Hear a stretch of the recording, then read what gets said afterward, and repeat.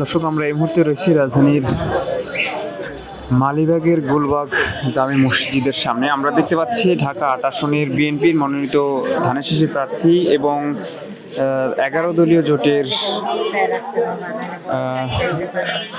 জাতীয় নাগরিক পার্টির শাপলাকলির প্রার্থী নাসিরউদ্দিন পাটোয়ারি এবং মির্জা আব্বাসের সমর্থকরা গুলবাগ জামে মসজিদের সামনে পাশাপাশি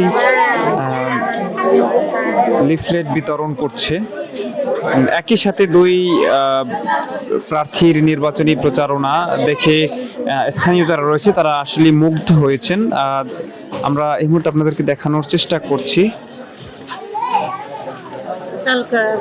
এখানে দেয়া হচ্ছে নাসিরউদ্দিন পাটোয়ারির শাপলাকলি প্রতীকের যে লিফলেট বা হ্যান্ডবিল রয়েছে সেগুলো দেয়া হচ্ছে।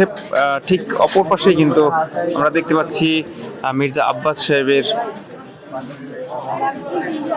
লিফলেট দেয়া হচ্ছে। এটাই হয়তোবা রাজনৈতিক সৌন্দর্য, যেটি আমরা গত 16-17 বছর দেখতে পাইনি বা বাংলার মানুষ দেখতে পায়নি।